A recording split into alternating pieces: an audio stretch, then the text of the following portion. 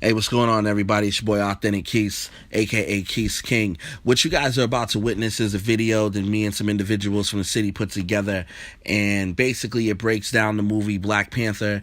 Black Panther has been out for about a month and a half now, and we wanted to basically just break down the movie. There's been a lot of videos and different things that's been posted about it. However, the new Infinity War movie for Avengers that's coming out on April 27th, as well as Black Panther will be out on Blu-ray and DVD on May 8th. So spoiler alert, if you haven't seen Black Panther already, don't watch this video yet, unless you want things to be spoiled. If you have seen it, definitely check this video out and then go watch it again. We point out a lot of the different Easter eggs and metaphors and things of that nature, and basically just showing how the movie touches on the culture, man, and the big impact that it's had. Huge successful movie, very important to a lot of us. I know a lot of people enjoyed it. It's a $1 billion film at this point. It just surpassed Titanic. So we wanted to definitely just give all the actors and everybody who put towards something contributing to that piece of art, their props, and just breaking that down. So I hope you enjoyed the video. Make sure you hit the subscribe button. I'll be doing a lot more of different media projects and videos and various different things. I also have a podcast coming soon as well, along with the other stuff that I'll be doing. So check this out. Like, subscribe, leave comments, all that. And I'll see you real soon with a whole bunch of other stuff. Enjoy. What's going on, man? So it's your boy Authentic Quis in the building, aka Quis King. We are doing something real special today. I have some great people here, and we're going to get into this whole Black Panther movement. Welcome to I call us the Just Us League for today. But this is kind of like a pilot episode, but we want to talk about a great movie that has been making waves. It is officially, as of all the articles that I've been reading and catching up on, grossed over $1 billion worldwide at this point. Shout outs to Ryan Coogler and Chadwick Boseman, Michael B. Jordan, Lupita, everybody on the cast, everybody. We're talking about the Black Panther movie. So first of all, let's just give a round of applause for them grossing over $1 billion. So we wanted to take the time to really honor this movie, and not only how much of a great piece of art that it is, but also just the effects that it's had on the culture, different things that are going on. And I wanted to get some of my most favorite people in the room to talk about this stuff. Everybody who's here today, we will do a couple of guest calls as well. But everybody who's here today is people that I respect greatly. And what they do with their craft and just as individuals. And I find that they're highly intelligent people. I don't like talking to idiots. So I decided to get the best of the best. So everybody who's not here, you're an idiot. No, yeah, you're mad stupid. So I just want to kind of go around the table and introduce everybody. So we'll do ladies first. To my left is Tay'Lanee, a.k.a. Just Tay. And she's here representing today. Tay, you want to say anything about yourself?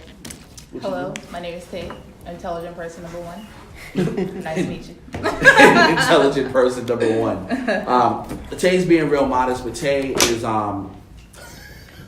spoken word artist, writer, former blogger. I'm trying to get her website back up, but she's being resistant. As well as, did I already mention you, model? Former model, writer, poet, spoken word, former blogger. We're trying to get all that together. I do things. She do short story scripts, all that. So shouts to her. Right after that, I got my man, Cyrus Tha Great. Am I supposed to look here, or am I supposed to look just keep it natural. Keep it natural. How do you want to do? Now, there's been a couple times I've looked at the camera because I want them to see this handsome face. So make sure you know they yeah, dude. So feel free to look as much as you want. I feel like I'm in like one of them hood DVDs if I look in the camera. Oh, like a smack? Yeah. It's real. I'm in the block right now. You know what I'm saying? Yeah. So, who want what? But Cyrus Tha Great, you want to tell the people about yourself? What do you do? I guess I'm gonna have to look at you. Yeah, do your thing. I like long walks on the beach. I'm just playing. That's exactly how I did. Music producer, filmmaker, educator, and I'm friends with Quis. Dope. So that gives me some pull. Resume highlight. You know what I'm saying? The sneaker king. You know what I'm saying? Yeah. All right, and then right after Psy, I got my man Casino in the building. Are you Casino Des? Casino Des works. It's the official title is Casino Des, and then the Instagram is at Casino_Des. Oh, he plugged it plug. But nah, yeah, I'm Casino. You can call me Des, whichever y'all want, whatever anybody wants. I am 1/3 of Miscommunication Podcast. Yeah, man, I'm a comic book nerd. Nerd in general, music lover. It's pretty much me. Cool. What's up? What up? I'm off. Cool. So, Authenic Quis, a.k.a. Quis King. I am a lyricist / a wordsmith / rapper, all that. Hip-hop artist. I do a little bit of acting every now and then. Some writing, as well as I'm moving into other things. And apparently, I'm a personality from what I hear as well. And there's other stuff that I do, but y'all need to know about all that. So we will get into what's going on here today once again. So this is, and I don't think I said the title. I'm thinking about calling this Tokyo-ish. We'll see. That's what I'm playing with right now. But for today, it's definitely gonna be Tokyo-ish because that's what we're doing. / the Black Panther panel. I do want Juan to get like a quick. Oh, shout out to Juan. He's working our camera. Just get a quick focus on the Wakanda shirt for me, please. My man came in here representing today. And I want that show. And you can flex your watch if you want. I know you got hold on. I know you got the I was background reading on the the Apple email, Watch. but it's Wakanda forever. So everybody knows. there we go. It's Wakanda real. forever everywhere. It's real. Okay, so we're gonna get this started. So first thing, I just want to find out from you guys as we talk about this. Just what are your overall thoughts on the movie Black Panther and your initial reactions when you first saw it, and basically like what does the movie mean to you? Anybody can start. Ladies first. Hey. The first time I seen a movie, I just thought it was, first of all, it was visually amazing. Like the visuals, how they portrayed Wakanda, the water, just the nature around it, the people was very impressive. And I thought they did an awesome job in regards to that. Mm-hmm. But just all around, the movie was just amazing. Even the second time I seen it, you pick up on more nuances within it. But overall, it was just a great movie in general. Cool. Mm-hmm. Same. I feel the same way. I thought it was beautifully shot. I thought it was beautifully directed. I think Ryan Coogler is just a genius. I've been a huge fan of Ryan Coogler since Fruitvale. And then when I saw Creed, it confirmed that this dude was a master at his craft. Yeah. And so I highly anticipated Black Panther, and I knew it was in good hands with him. So when I saw it, it was everything I expected, and then some. And so it inspired me actually. It inspired me heavily, because I went and did some work of my own after seeing that film. So it was a beautiful movie. Beautiful film. Dope. Yeah. Just piggybacking off what they said, I'm definitely a Ryan Coogler fan. Like he has the ability to bring into essence Black culture in all of his films. Like even in Fruitvale, he was following Oscar Day, which was dope. But he was living in the hood, just a hood person. Creed, he was able to bring out the hood essence in Philly into the film and really make that stick and stand out with the bikers following Adonis around the city, which was dope. And in this movie, he was able to start it off in Oakland and end it in Oakland, which is where he's from, which is also bringing it full circle with where the Black Panther Party actually started. And just bringing all of that together was dope. And then the visuals in the movie with the costume designer, I forget her name, but the way she was able to capture, authentic African attire from different tribes and different countries across the continent and pull that into the movie was dope to me. Dope. And then actually, I just saw it this morning, and a little kid was sitting next to me with his mom, and he actually had a Black Panther mask. And that just spoke volumes to me, because it's like, yo, little Black boys haven't really had a leading superhero to look up to in cinema. Like in comic books, yeah, definitely there's a bunch, but in cinema, this isn't like, it's not like Blade. I know people are gonna say, well, Blade came out first. This isn't Blade. This isn't a rated R comic book movie. This is something that little kids can watch with their parents and resonate with. Like, you know what I'm saying? It's like absolutely, they can look up to this dude and go be him for costumes for Halloween, and even now, like, just the little kid having a mask and being so excited. Like, I know one of the scenes where T'Challa went to the ancestral plane and he saw the Panthers. The kid was like, "Yo, that's a lot of Panthers," and it was just dope because he had the mask on, saying it was like, "Yo, I love this shit." Yeah. Great. Yeah, just to piggyback off, I won't say too much of what's been already said, but yeah, I definitely was impressed with the movie. It met all my expectations and then some. Big fan of Ryan Coogler since Fruitvale as well, and just first of all, just knowing his story and knowing that like he's in the same age bracket as all of us, and just like where he started to where he is now, and him being like the first Black director to get a movie of that budget to do what he did. I was definitely impressed and blown away by that, and just appreciative of him getting that opportunity, and just also knowing what he did, not just on screen with that movie, but behind the scenes of making sure that the majority of the staff was Black. From the cameramen to people doing makeup and people doing the costume designs and all that, like just him really having that picture. I also just appreciate personally, as somebody who, loves where they come from and loves their city, I love the fact that he finds a way to incorporate Oakland in his movies in like California. I mean, even in Creed, like, Michael B. Jordan's character, Adonis, he's going over there to train for a bit or whatever in that area before he ends up in Philly. And just him finding a way to like highlight where he comes from, I think that's a really dope thing as well. And I'm a big fan of Chadwick, man. Chadwick Boseman is like a very good actor to me. I love how like they think he looks like everybody Black because they got him. Somehow he's Thurgood Marshall. Yeah, he's Thurgood Marshall. You can't look like Thurgood Marshall. You look more like Thurgood. Thurgood Marshall light skin, bro, but he can't look like Thurgood Marshall, James Brown, and Jackie Robinson. It's just not happening. That's not the way that this works. But he's definitely really embodied them roles. And actually, he said that he didn't want to play Thurgood Marshall at first because he felt like, this should go to somebody else. I don't look like him. And it was Thurgood. I don't know if he said it was his son or grandson. Somebody related to him wrote him a letter and convinced him, like, no, we want you to play our dad or whoever, like, his relationship was to him. So I thought that was powerful as well. That's why he ended up accepting the role.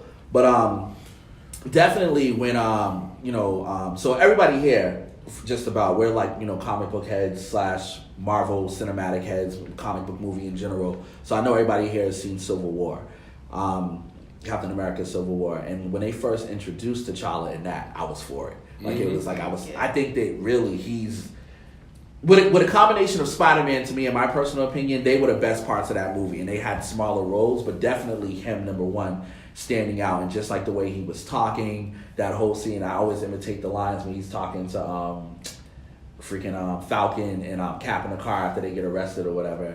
And he's just like, as warrior and king, how long do you think you can keep your friends safe from me? Like, that line is just like so dope to me, dude. When I heard him say that, I'm like, yo, he's gonna kill this shit. Like, he's gonna kill this shit. So shouts to him on that. So yeah, very impressed with the movie and what it represented. We'll get into more details of that as we go along. So we talked about like seeing this a couple times, and Tay actually mentioned like in her comment just like seeing it a couple of times. I think everybody here has seen it multiple times, and the more you watch it, the more you find. So like, what were some of the like your favorite subliminal messages and themes that like they kind of portrayed in the movie that you noticed on the low or on the high? Well, the dope thing about it, well, I saw it 4 times. So the dope thing about the movie, you saw more than that? I saw 3. I wanted to see it 4, actually. That was my goal. Man. Supposed to see it 4. I'm still might go see it another time, but you went it right now. I know. I've only seen it twice. So the movie came out February 16th. Yes. All right, which is very key. That's very much a key detail. Now, the first time I saw the movie, I thought it was dope how when they went back to Killmonger's dad's apartment, and there was a Public Enemy poster. I thought that was dope. The second time I saw the movie, the very same scene, I noticed there was a Huey Newton poster. Now, the movie came out February 16th, right? That takes place in Oakland. That when he's in the States. Huey Newton's birthday is on February 17th. So I'm like, this is not a coincidence. Yeah. This is they put this together perfectly. On top of the fact that it was in Black History, the movie came out during Black History Month. So that's just one of the things that I saw that was a little subliminal. But if you really paid attention, you catch it. Yeah. That was just one of the things. There's a whole bunch of other stuff, but I want to hear what everybody else. Yeah. Nice. That was a good one. I didn't peep I didn't know Huey Newton's birthday. Yeah, that was crazy. I did peep the poster. I think I seen the Huey Newton poster, but not the Public Enemy one, which is crazy. But that was it. That was a good point. One of the, not really subliminal, but one of the things I loved in the movie was, at the end it kind of brought into the movie what I was talking about. At the end when he was at the basketball court, showing Sherry the community center that they bought, and the little kid came up to him like, "Who are you?" And like I feel like that's really what Black kids are looking up to T'Challa as. It's like, who are you?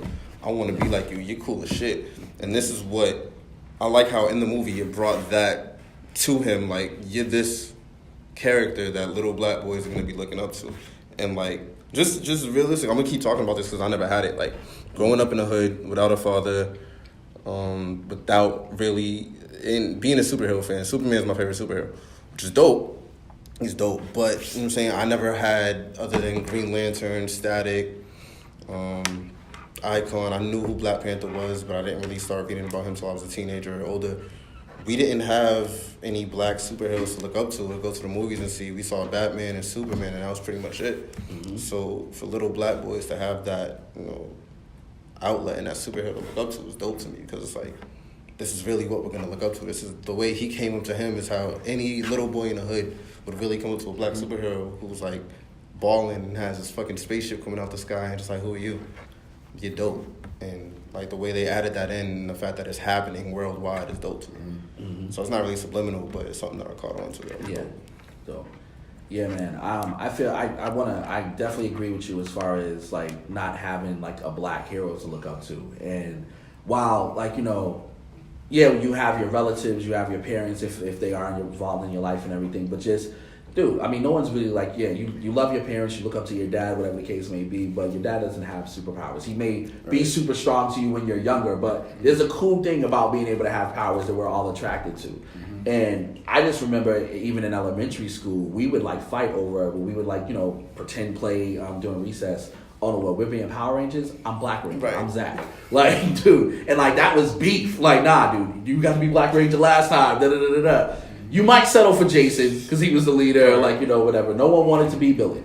You know what I'm saying? Like, so What about Tommy? that when Tommy came along, yeah, like that everybody did want to be Tommy. Yeah, everybody wanted to be Tommy. But for me, always it was like, nah, Zach. Like my mom bust her ass to find that Black Power Ranger when the toys came out, and it was sold out everywhere. And what she kept finding was all the other ones or whatever, but the Black Ranger was missing. I don't know if people even realize that. But she ended up getting me Jason the Red Ranger or whatever, and it surprised me 3 days later she found a Zach somewhere or whatever. But like, that Black representation has hardly ever been there. People don't know, like myself included, I know he exists, but I don't know everything about him. I know you know more, but the Black Superman in the alternate DC universe or whatever, who's president of the United States. Like, yeah, like instead of it, like in one of the alternate planets or realms or whatever, Earth, whatever, he's president of the United States and Superman at the same time, and he's a Black man. What's his name?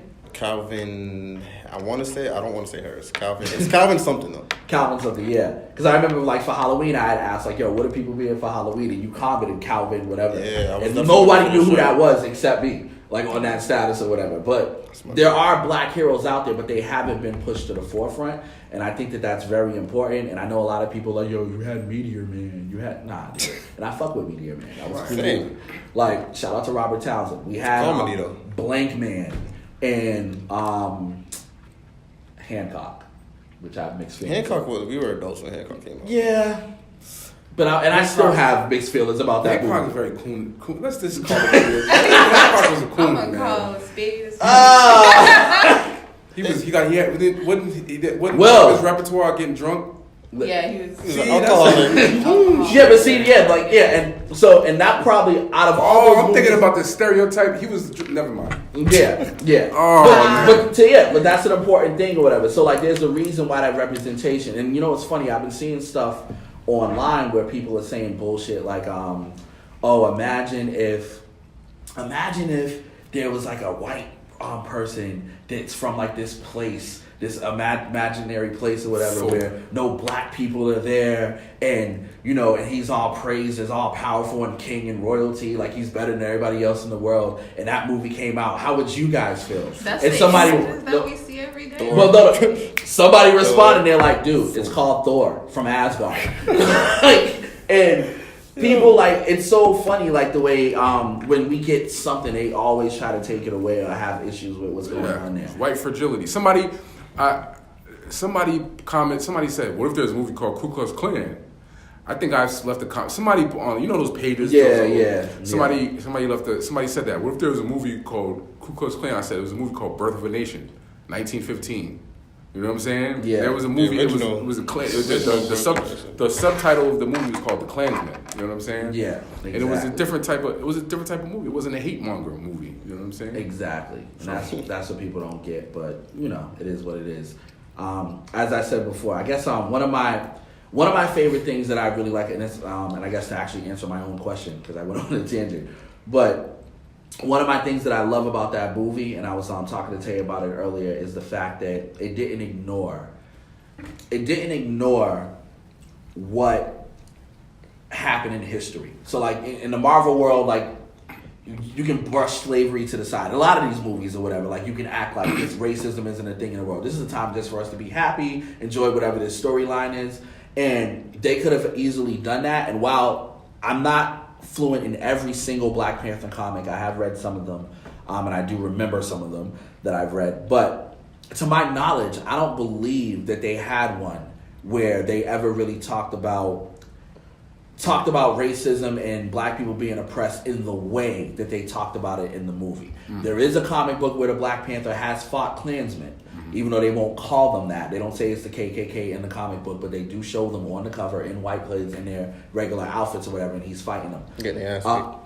But they didn't talk about it in a way in the comic books where that was represented. So while it may not be really like a subliminal message and it's pretty blatant out there, but it really made me think about it in a way where like, damn, and we'll talk about this more a little bit later, but what if Wakanda was real and it was never colonized and you did have people with these resources and they kind of left you out there?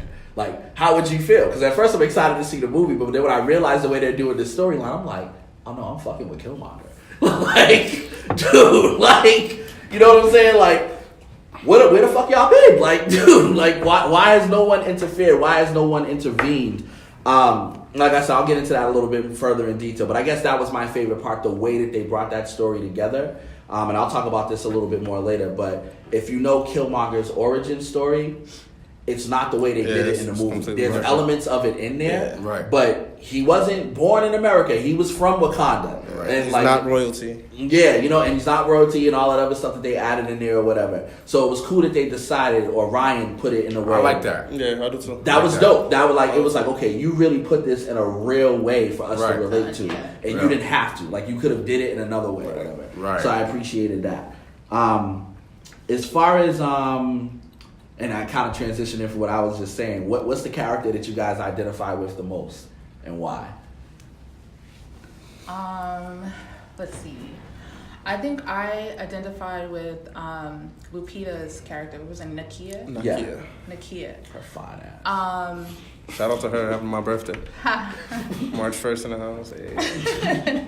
I think I identified with her because in the movie she just represented like an unconventional kind of woman. It was like she tried, you can see like her internal battle of wanting to separate herself from Wakanda, but she still had pride in being from Wakanda. So you can see like she wanted to separate and do all these liberating things for a whole bunch of people and wanted to go beyond that, but she still had this tradition in her that was like, it's calling me back. Like, I still gotta be for Wakanda, even though I want to venture out and do all this all these things. And think you see that throughout the movie where she's trying to avoid that relationship with Black Panther. She wants to be her own woman. She wants to go, save the world, or, and then she starts to try to convince, we have all this amazing stuff here. Why can't we have enough that we can share with the world? We can do it better than them. We can join forces and help everybody else out. So it's like she kind of runs from Wakanda, and then she fights for Wakanda, and then she finds her way back to Wakanda at the end. And I think I just connected with that because I don't think I follow traditional female roles. And I think that was powerful to just on a female level to identify with. And I also feel like, thinking about it a little more, it was almost like she was her own little Killmonger and rebellious, but she still had this pride that kept her true. But I think if she were to get ticked off or shit were to go down, I could definitely see there might be that little Killmonger twist was just yo, F that, we're saving these people, we're doing this, I don't care, I understand, but no. But I really connected with her character overall, yeah. She's a fighter. She's feisty. I like it. Dope. I can go next. I already kind of started saying it a bit, but T'Challa. Okay, so T'Challa and Killmonger. Oh, you still want to answer? And pretty much, and this is what I struggle with after watching this movie 3 different times, and really looking at damn man, was he right? Was Killmonger right or whatever? Was T'Challa right? And it's crazy. I think that it's kind of 2 sides of the same coin. I identify with Killmonger because I feel as a Black man in America, we have been left behind in some way, or been, tried to gotten rid of, all these different barriers, all these different things put against us. And I also feel our own people don't have our backs the way that they should. Mm-hmm. And that's for various different reasons. I think part of that is just because it's been taught to us in so many different blatant ways and subliminal ways to not have each other's back, to not trust our own, to have certain fears that someone's going to be better than you or take advantage of you or whatever the case may be, and just kind of keep us pitted against each other. And even with that, just his ideas of trying to start this revolution and wanting to see that happen, but then what he was willing to do for it. And I have a lot of respect for it, but at the same time, I do feel it was damaging to others in the same way. And that's where kind of the T'Challa side comes in. It's really powerful in that movie when T'Challa's talking to him and they're about to do the traditional combat, and he's just are you sure you want to do this? Last chance. We can work this out another way. And then this dude just starts throwing down his weapons. So it's crazy because he throws his weapons down, so you think, okay, are they going to talk this out? And then he just takes off his shirt and he starts talking about, dude, I've killed people my whole life for this moment, preparing for this. I killed my own brothers and sisters on this very continent just so I can get here and kill you. And then you see all the marks or scars, whatever, for each kill. And that moment was just yo, this dude's really ride or die. This shit's serious, dude. He had already killed his own girlfriend to get to one. This dude is really serious. It's gonna be okay, Pop. Dude, that was crazy. And he's really, for no reason. He's committed to this mission, dude. And when it came down to that, I thought about, all right, so you can demonize this dude for what he did. But I also think about Harriet Tubman carried a shotgun on the Underground Railroad. Listen. Harriet Tubman carried a shotgun on the Underground Railroad, and if you pumped out and you felt you wanted to go, okay, you don't want to travel anymore, well, now you're a liability. Right. So I can't let you just run back to Massa because you're going to tell him where we're at and all that other stuff. So, how big is that sacrifice? And I get also, though, because of the way I was raised in some ways, and this is where, kind of what you're saying, the tradition versus revolution. And so I was raised with respect to love others, to try to, be a little bit more patient with people than I may want to be sometimes. So that conflict of seeing what T'Challa is saying and wanting to carry on that tradition and honoring your family and all that other stuff, those pressures are there for me in various ways and decisions that I make and things that I try to do. But a lot of times I don't want to do that shit. So I don't there's certain things that I want to post. There's certain things that I want to say. There's actions that I want to take or whatever. So that struggle within both of those characters, I just related to both of them. And in the end, I think that T'Challa finds the best balance. But it just sucks that like Killmonger, and we'll talk more about that later too, just the way he goes out. But it's just like, damn, dude, I feel you, bro. I feel you. So he was a rider, man. Yeah. So I'm gonna just say it before he says it.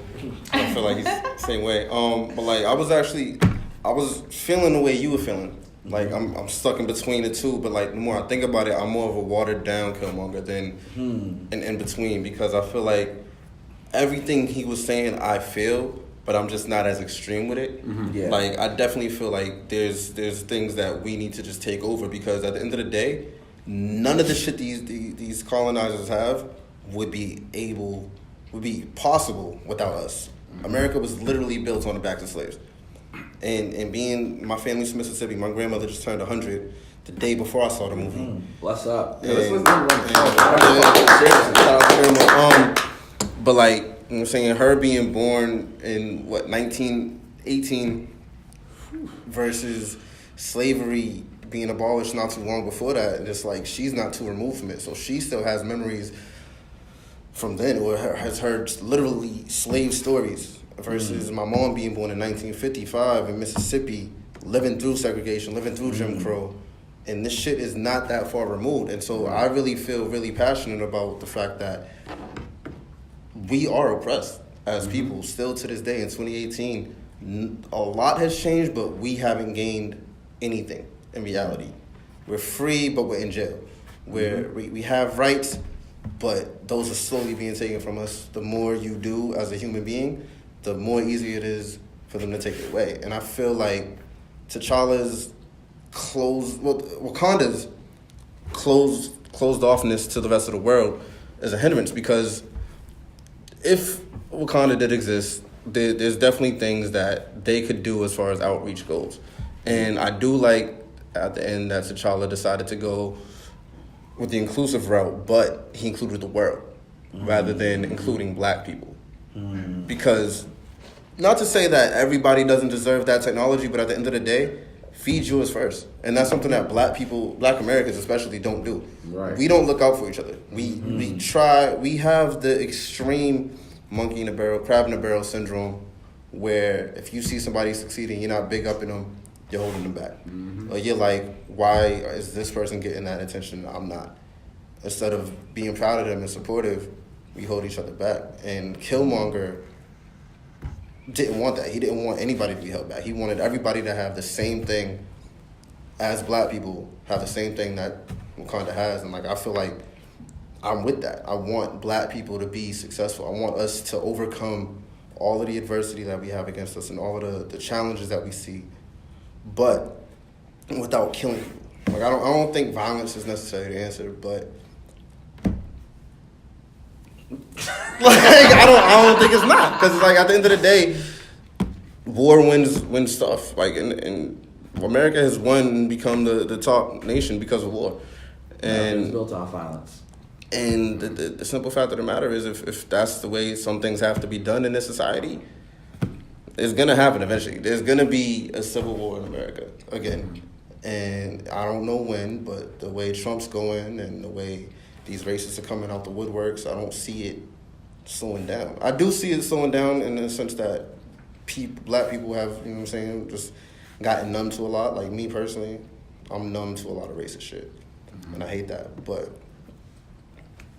nothing I can do about it. And I feel like a lot of people have that same mentality, but if we really band it together, not in a way that Killmonger said, but like similar, just inclusiveness with each other. Like if we all shared information, imagine how strong black people could be.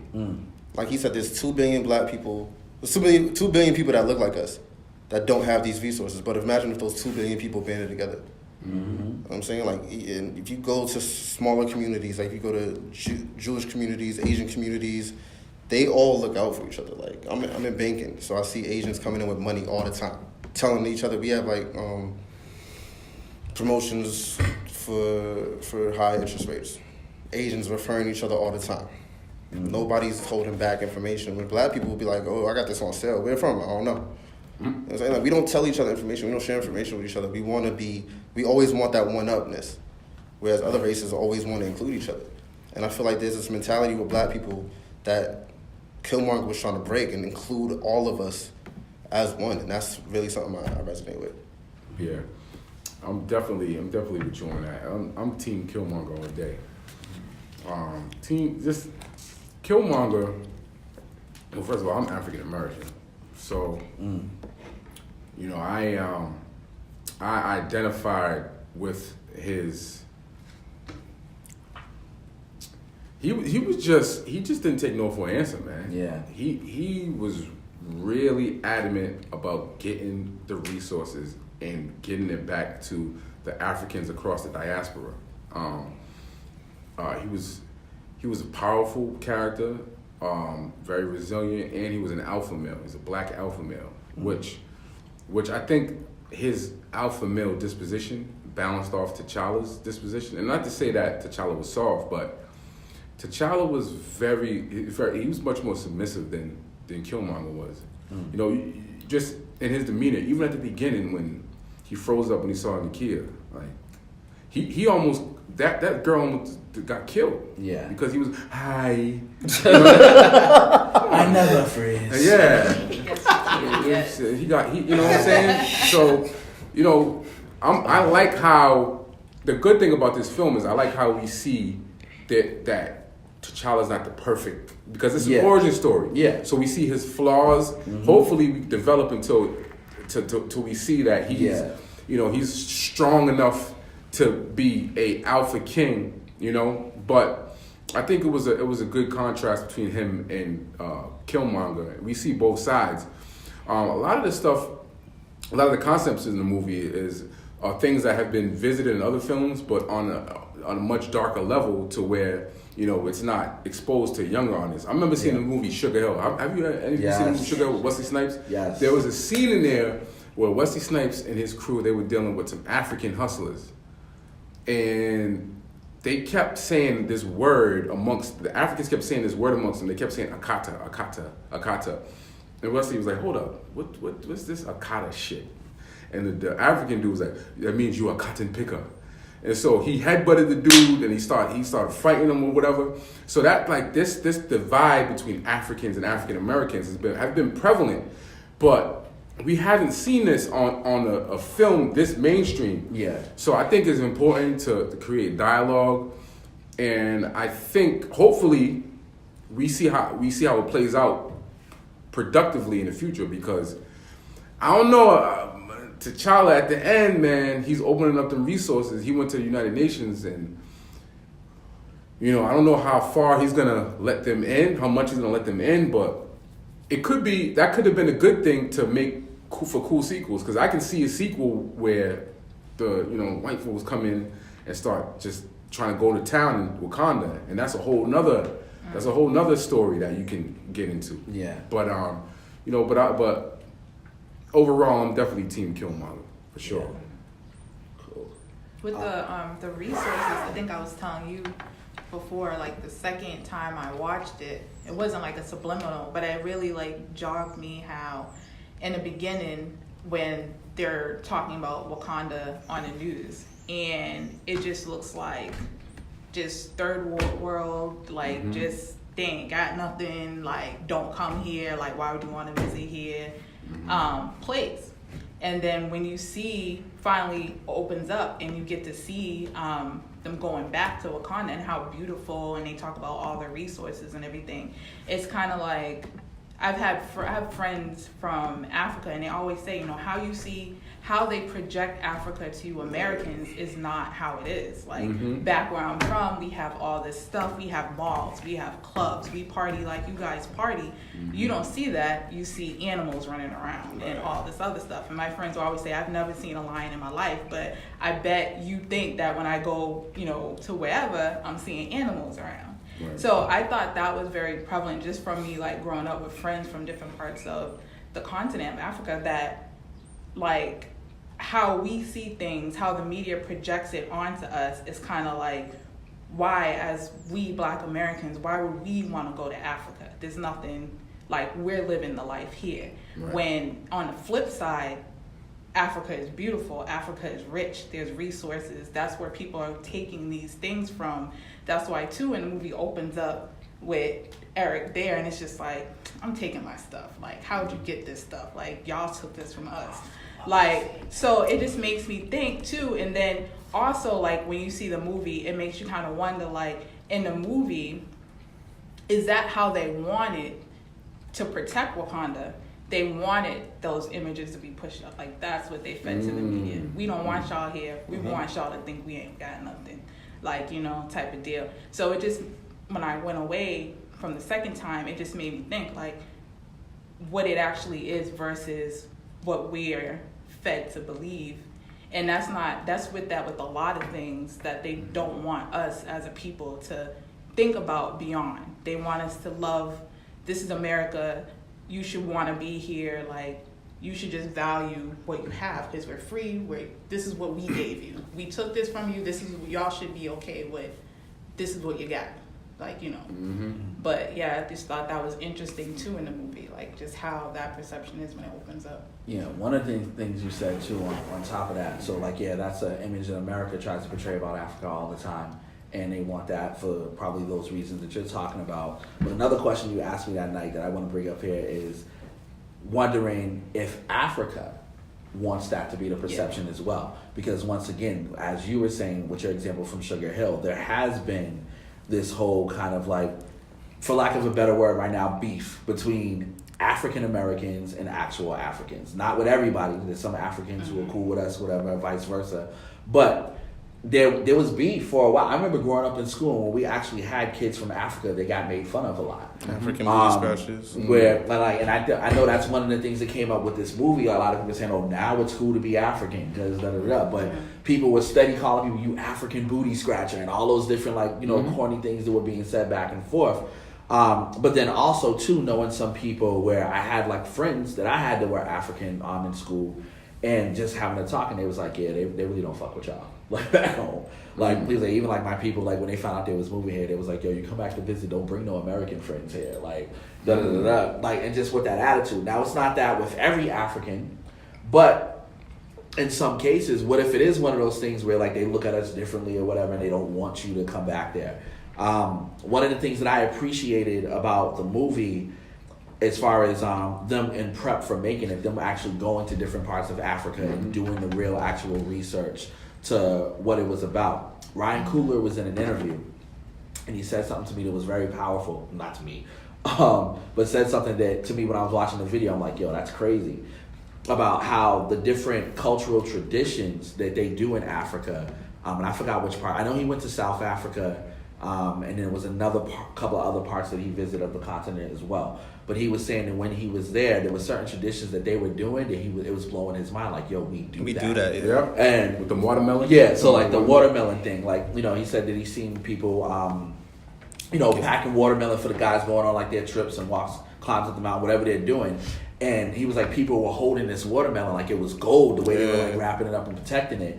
And he was like, yo, it's watermelon. What's the big deal? And they're like, what? Watermelon is like life. Like, it's the life food. Like, there's water in it. You can get dehydrated. Like, you know, there's so many nutrients in it that really helps. It's like one of the best things that you can eat. And it's like, yo, where I'm from, we get made fun of for like eating water. Like, it's considered to be a bad thing. So once again, as you're saying, like different things, just another way for them to take some shit from us. That like the stuff that's being put in our mind.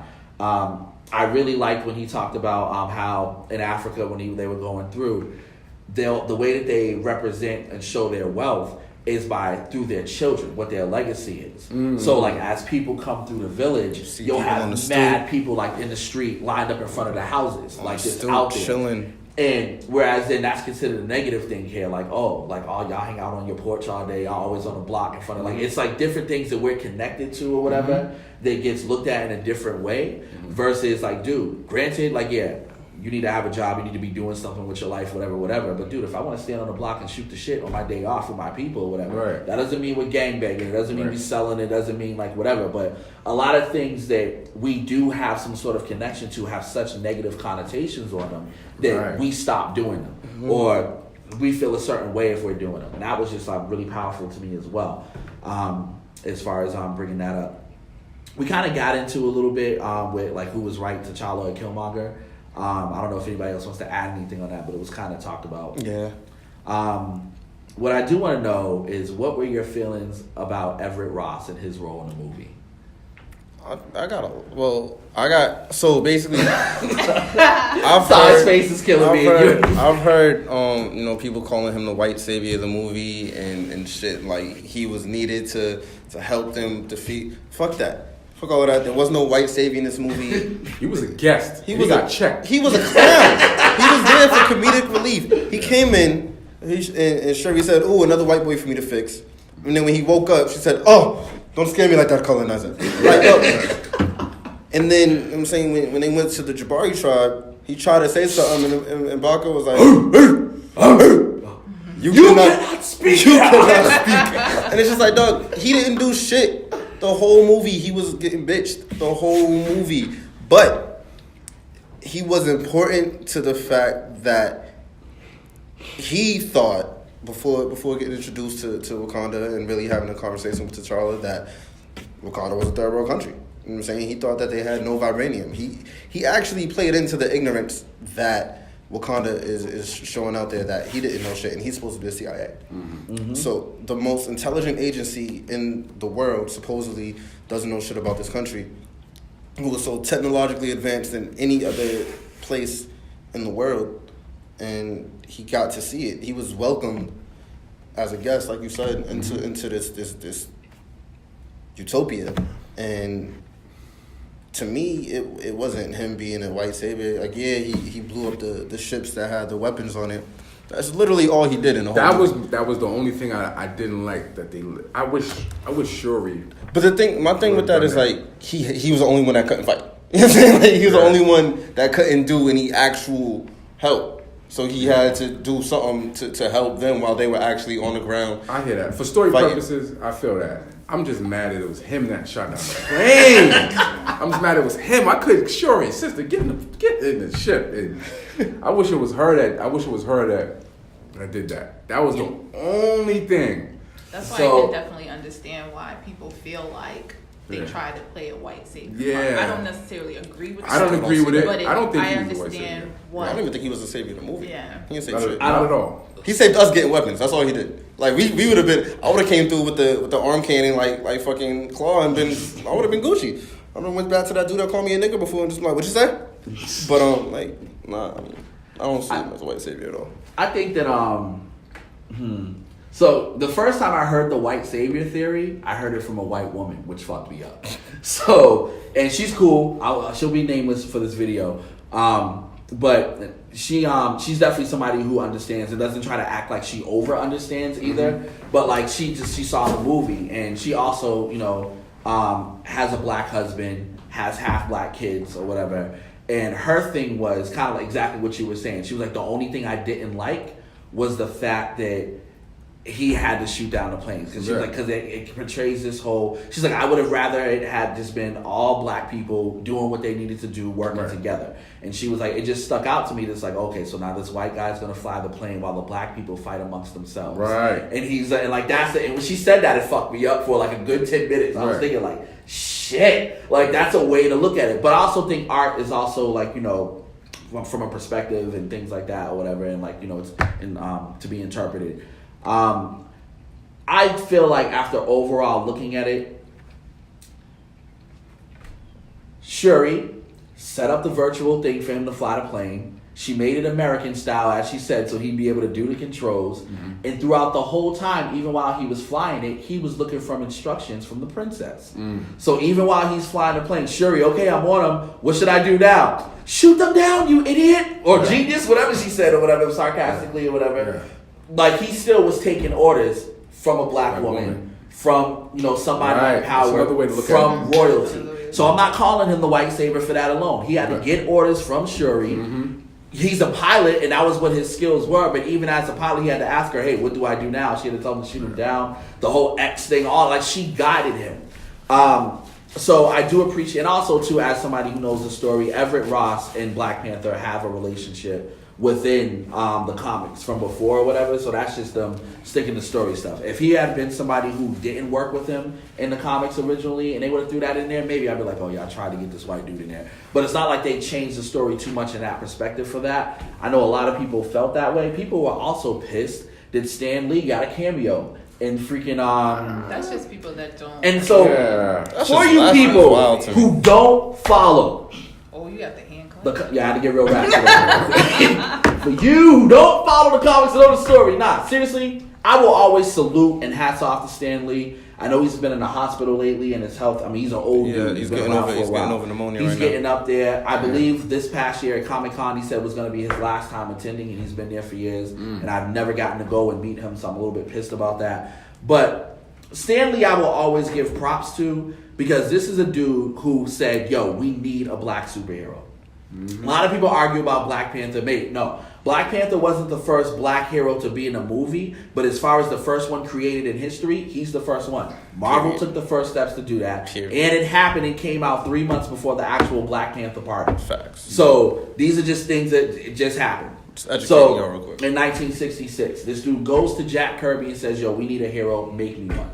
And Jack Kirby designs it or whatever. There was controversy around, just to give a quick history lesson, there was controversy around the mask, because originally the Black Panther mask showed his mouth, kind of like the way Batman's mask was.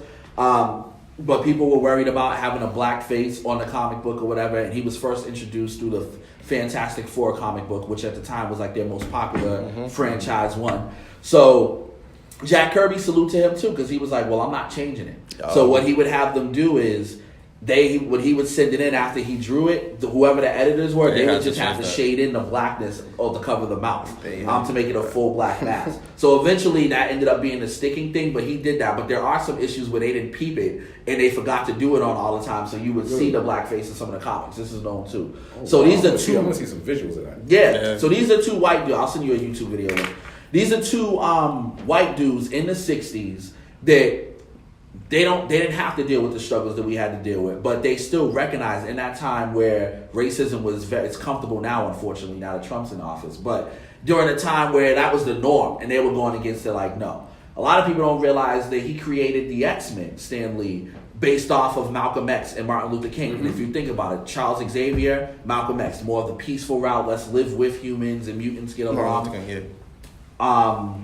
Magneto, Malcolm X. By any means necessary. No, there's gonna be a war anyway. Then no, let's be the first to strike. So our kind, we are the future and evolution and all that. So even within that, these are people who have been putting subliminal messages for decades around these issues. So Stan Lee can show up in any damn Marvel movie he wants to. I'm always looking forward to the Stan Lee cameo. He owns it. So it's his shit. Yeah. It's his company. So. God forbid, not wishing death on anybody anytime soon or putting that energy in the air. But as I said, he is older and he's been sick. I will be sad when he's no longer around and these Marvel movies are still going on and we don't get those cameos. So I do want to salute to Stan Lee and put that out there. And he actually, I'm saying, as you alluded to earlier with the KKK being in there, his producers said they want more white people in the Black Panther comic. And he actually was like, I bet I'm going to throw in the KKK and they going to get their ass beat. So he threw in the white people. But he did it in a way that the white people are here, but this is still a Black Panther comic book. Exactly. And he made that clear. So I just want to throw that into. Stan Lee can do whatever the fuck he wants. If you got a problem with it, fuck you. Exactly. Straight like that. Cosign. Let me see. What do you guys think that it would take to have Wakanda be real? Like money. In real life. like money. Like, what would that... So, like, obviously, there's no such thing as vibranium. That we know of. That we know of. Because, there's all sorts of government secrets and shit. But if there was some sort of resource or whatever it may be to get us as Africans and African Americans up to a higher level, to not be as protest, to get some power, what would that take? What does that look like in real life? Unification. Like, as I was saying before, we're too separated. We're too divided. We especially African Americans. I don't know anything about Africa. I just found out that I did Ancestry.com. I found I'm 25% Nigerian, so I want to learn more and actually visit there. But us in the room, I believe everybody here is at least African American or identifies as African American. Mm-hmm. We're very divisive as people. We don't carry each other. We don't support each other. Not necessarily saying y'all, but as a people, we don't support each other and we don't look after each other. We're not unified in the sense of us wanting to share our resources. Mm-hmm. And that's one thing that needs to happen in order for Wakanda to be real. Right. or reality. Anybody else? Yeah, piggybacking off what he said, he started off with saying money, and I think we really got to pull our resources together. You know what? But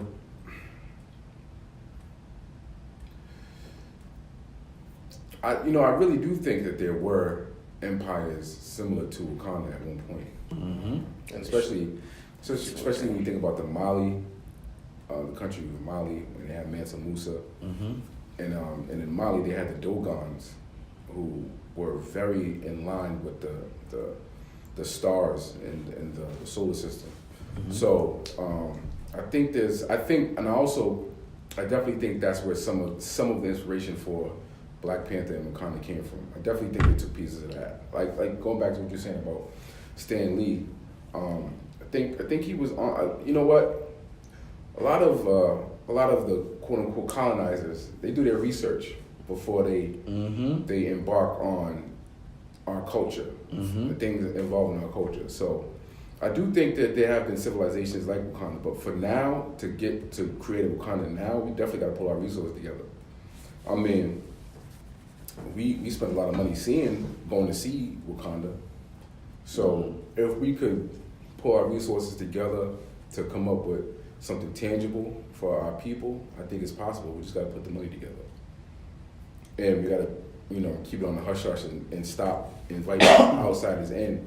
That's another thing about Black people. Black people are very welcoming by nature. And that's been to a fault. Besides what the media would like to portray about us, we are welcoming. We aren't all angry and all that. Sorry to interrupt, but but it's real. That's real shit. We've been very welcoming to a fault, and so, we just gotta tone that down a little bit and be exclusive, and going back to the earlier question, we definitely gotta get some Killmonger spirit in us. I'm saying choke out old ladies and nothing like that. But definitely get some of that fight in us and, that revolutionary spirit. Cool. Shane, you want to say anything on that? I think it was said. I believe the same: unification, pulling our resources together. Mad fancy with the camera angle. I know, right? Cool. Thank you. I don't want to repeat too much. I agree with both of you as well. The unification thing is key. And kind of like the next part of this question, I'm just going to put it, I'll start my answer on it. But just Black leadership, what's that looking like today, and what should it be in order for the betterment of our people? And I would say that unification and resources, as you guys said, and I think that in a lot of times, and this kind of goes off into some of the negative reactions that we've gotten about this movie too from our own people, and just how automatically they're upset or whatever because the super woke ones. I know you guys have talked about this on your podcast, but the extra super woke conscious people that need naps, that are really zombies. Just because you're moving while you're awake don't mean you woke. Some of y'all sleepwalking straight up. But just that negativity that comes in. So it's okay, now y'all want to stand up, now y'all want to unite, now because of a movie or whatever. But when I was saying it, and it's just dude, so who cares? If the overall important message is to get us to come together and see ourselves great, see ourselves as more than just former slaves and all these negative images that constantly, we need to be aware of that part of history. But as you said earlier in your response side, there were nations like Wakanda, kingdoms where Black people were powerful, or Africans were powerful and had things going on and had their own resources before shit was fucked up. And so if the overall message is for us to recognize that in ourselves and get to that point, who gives a fuck how we get the message? Some of us are going to get there in different ways. We're not going to arrive there all at the same time. There's going to be some understanding that some of us have from just one conversation with one individual. Some of us may need to see the movie. Some of us may need to see Obama get into office. Some people, whatever it may be that inspires you. If the overall goal is for us to get to that place, I'm not judging anybody of how they got the message. I'm just happy that they received the message at some point, and I hope that they put action behind that to push that forward. I think Black leadership is what we're doing right now. Just like being able to come together and have these conversations, and get everybody's voices heard, and continue to try to, you know, send messages on our own individual platforms through the music that we put out there, through some of the stuff that we don't do is Black leadership as well. And I wish that we can see and appreciate a little bit more of that, and people just recognizing that it needs to happen on all levels. And it's not just all the time you getting a handout from somebody Black who's a celebrity or whatever, or just, you know, sending your kid to the neighborhood, you know, teen center or whatever. That's a part of it, but like on all levels, from all of that in between, a lot of action has to be taken. How we carry ourselves, what we do within our own families and all of that, and just how we relate to each other and supporting each other, dude. So every chance I get, I'm shouting out Miscommunication Podcast. I find out Cyrus is doing something, I'm supporting it in any way that I can. Many other people that I'm affiliated with as well, or that I'm not affiliated with. If I feel like you're doing dope shit, I get no money for doing this video. I get no money from fucking Wakanda or any of that. But I recognize the importance and how dope that this piece of art was and what it means to us. I wanted to help contribute to get people to think about it in a different way. And we got to do a lot more of that as far as just leadership for our people, and to make Wakanda somewhat real in a sense. Is there anything else you guys want to add to that? I feel like for leadership, kind of to not disagree with what you said about celebrities, but they have the biggest platform to speak about Black issues. And like the fucked up thing about it is the media will shut it down as soon as it happens. Like LeBron and KD on that ESPN Uber joint, the broadcast lady just shut that shit down, and it's just like they were having a serious conversation about shit that they feel and shit that we all feel, we all can connect with. Yep. And they try to belittle it and make them seem ignorant and do everything in their power to make it seem like they had no idea what they're talking about. They're athletes, they should stay in their lane, and they shouldn't. And I actually applaud LeBron James, and I'm definitely not a Cavs fan in any kind of way. I'm a Celtics fan. But I definitely applaud that courage that he has and he continues to have with the ability to take his platform and show that leadership that he has, that he knows that he's in a position of power within the Black community. He can speak on these topics. So I applaud athletes and celebrities alike that do that. And I feel like we have other celebrities like Hove, who at the end of the day is one of the richest Black people in our culture, who don't talk about things like Trump and slavery and shit, and he's getting his money, which is cool. But I feel like Hove is somebody who has a huge voice in the Black community and should talk about issues more, which kind of more. Not saying he doesn't, but I feel like he doing more. Gonna have some opposite. I knew. Dude's about to go I off. knew. He's gonna play with Hove.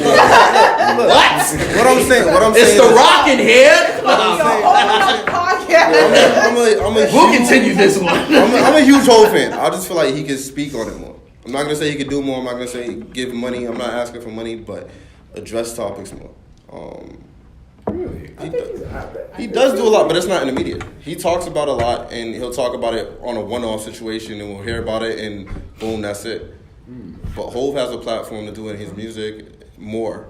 I'm not saying he doesn't, but more. And I personally would like to see more from Cole. Like from Hove. Like Cole will talk about it all day long, and he's not at a Hove level. And I just feel like, Hove being that presence the way Cole does would be huge for the Black community. That's my opinion. Cool. You can chew me out. Well, we're running out of time and battery and memory and everything, so I'm not gonna chew you out right now. Because I do think that Hove does more than what you realize, but I do get what you're saying. No, I know he does, but it's behind the scenes more than he does a lot more. Behind Donald Trump tweeted like, "Hey, I met Jay-Z, and the funny thing, I thought he was a great guy." But after Jay-Z said something, so if Donald felt the need to address him, he said something to piss somebody off. But I feel exactly what you're saying, and also just to say like real quick. I think celebrity presence is important as well. I'm just saying that a lot of people who complain about celebrity presence don't do shit themselves. That's what my beef is. Right, with I feel that. So I agree that like celebrities can do stuff or whatever, but like I know what you guys are about. I know what you guys are active. So when I see you say whatever, I can respect it. There's just people I know that don't do much that complain about others doing more. Or when their argument is not the right celebrity that's trying to lead the movement, they shut it down. Yeah. Hello, my loves. But anyway, I'm gonna leave that alone. So the last thing I want to before we plug our things, we got enough time for us to do this last quick thing, Infinity War predictions.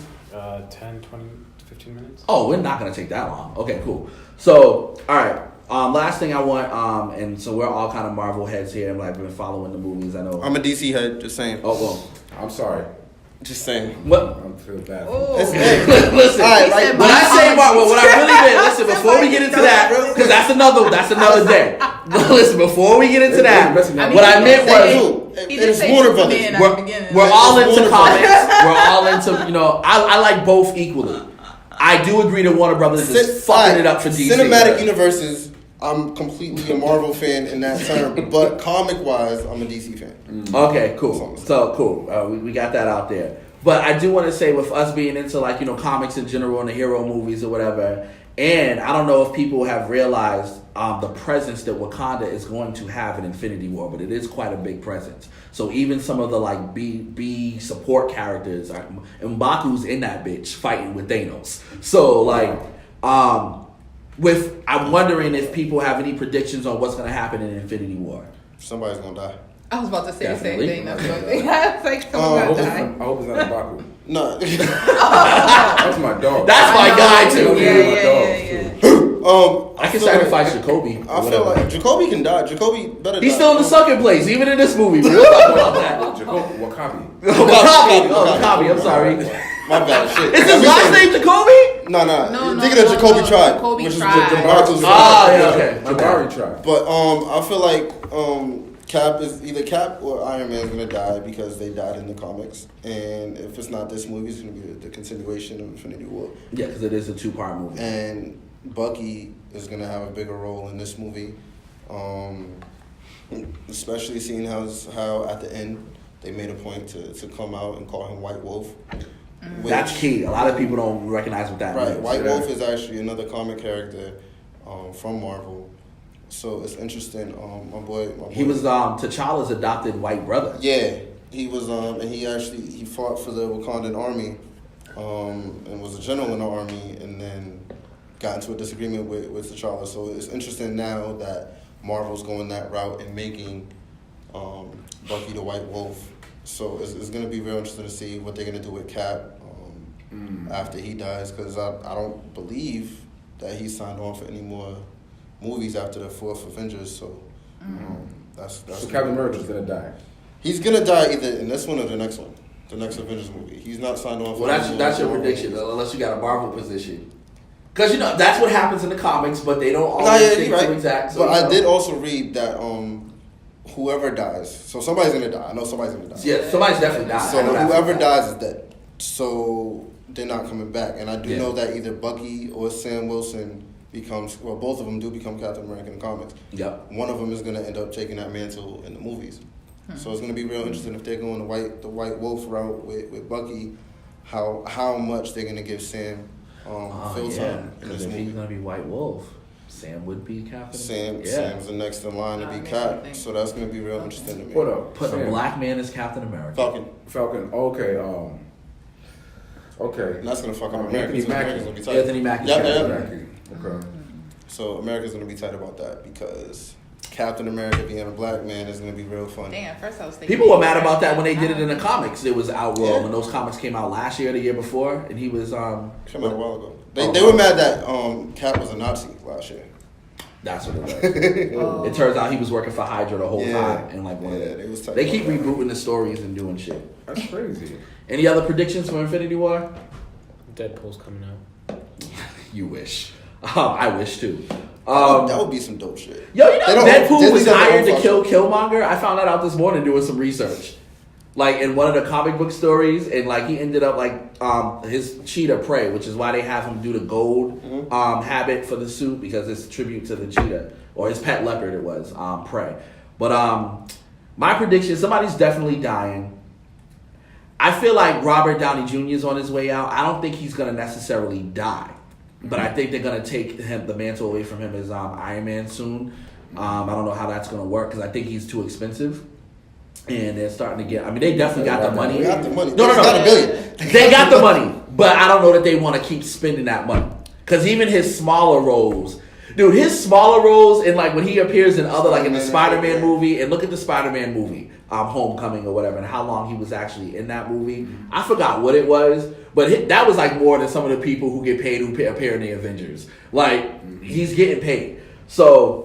And it's so funny because they didn't want to take the risk on him at first. So I guess he's making up for that first check when it was real low. Then he showed, I built this shit. He started this movie. He started. It's 10-year anniversary. That's a long It's been 10 years since the first Iron Man's come out. They've started this whole shit. So it's interesting how it's going to culminate. I definitely think someone's going to die. I did read Kevin Feige, the executive producer or whatever his role is. He said, and if they die, they're not coming back. Wow.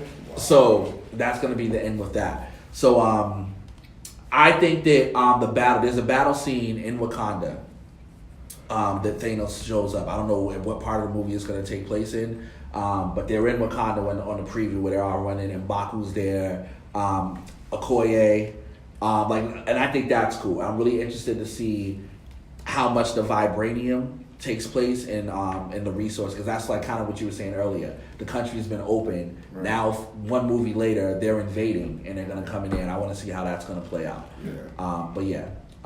That's gonna make. I hope it's Hawkeye that dies. Personally, that movie's gonna make a lot of money because the whole energy from Black Panther is gonna go right into. Oh that. hell yeah! That's why they push it up a week. Yeah. Okay. All right. So we're gonna wrap this up real quick, guys. Plug your social media real quick. Anyone start? I have Instagram. And any projects you have coming up. My Instagram is Tay'Lanee. But yeah, Twitter is Who is Tay'Lanee. So you can follow me on Twitter and Instagram mainly. I have Snapchat. It's also Tay'Lanee. And what do I have coming up? I don't know when this is going out. Queen's Day. I have Queen's Day coming up on the 24th of this month. It's basically a social event for honoring women for Women's Month. We're going to have like food, drinks, activities, get manicure, pedicure, all that girl stuff. Guys are welcome too to come celebrate your queen. I need a it's man. not just, come. It's going to be at the Boston Teachers Union. But there'll be more information if you follow me on my sites. So that's it. Cool. Sigh. Oh no, I'm gonna look away from the camera. Okay, that's cool. Yeah, so my social media, Instagram at Cyrus Tha Great .com. I'm getting all everything messed up. At Cyrus Tha Great, CyrusThaGreat. That's Instagram. Twitter is at Cyrus Tha Great, spelled the same way. Facebook, is it /? We do / or / right? Facebook.com/Cyrus Tha Great. That's the Cyrus Tha Great fan page. And yeah, there's a lot of music coming. Check out the website, cyglobalmedia.com. And yeah, cool things coming. Cool. So y'all can follow me on Instagram at casino_des. DES, spelled just how it sounds. My podcast is Miscommunication Podcast. Follow us on Facebook at Miscommunication. Instagram and Twitter is Miscom Podcast with the @ sign in front of that. New episodes coming out weekly. Quis was on our last episode. He held it down for us. I definitely want everybody to check that out. And they were talking about social media and nudes and all of that fun shit. It was definitely a dope episode. And we have a new episode coming out this week and next week and the week after that, and definitely follow us, subscribe on SoundCloud, iTunes, Google Play, wherever you listen to music or listen to anything, follow us. That's it. Cool. So all of my social media is Quis King, and it'll be on the screen so you guys can see it, QuisKing. So that's Snapchat. There's a Quis King page on Facebook, Instagram, Twitter. As well as Authenic Quis is the fan page on Facebook. Look out. Okay, so I'll be at Queen's Day. I'll be supporting that. Also, I am hosting a show called Spring Fling. It's going to be the first key season event that we do on April 20th, along with the True Era Entertainment family. So shout outs to Heavy and all of them, and that'll be happening. There'll be more information on my social media sites for you guys to check out that. But it's live body painting, so you might want to be there. There's going to be some models up in there. It's going to be a party. There's also going to be like some performances sprinkled within there too. So I'll also be blessing the stage on the mic, spitting some songs, and as well as you can get photo shoots happening and meet models, meet photographers. It's like a networking party thing that's going down. Because it's happening on April 20th, which is 420, we are looking for 4 designers and 20 models. So there's still an opportunity for you guys to hit us up for that, to be involved. So hit me up and I will plug you in with the right people. Revenge of the Bull music project, I don't want to call it an album or a mixtape or whatever, but that will be dropping sometime shortly after that, as well as right now on iTunes, Tidal, Spotify, anywhere you listen to music, SoundCloud, or also you can check me out on SoundCloud. I'll have that link too. My new single, or latest single, All 2018, is on there. You can check that out. So we're wrapping that up. There'll also be a tour that's coming this summer too, which you guys will hear more information that I'm doing with True Era as well.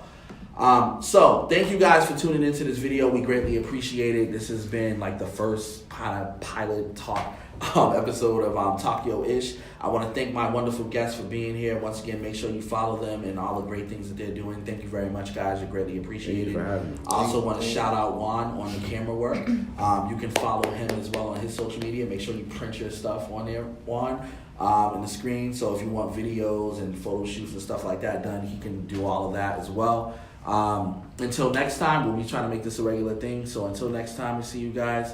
Thank you. And feel free to go see Black Panther again after you've seen all these great points we've made. Peace out.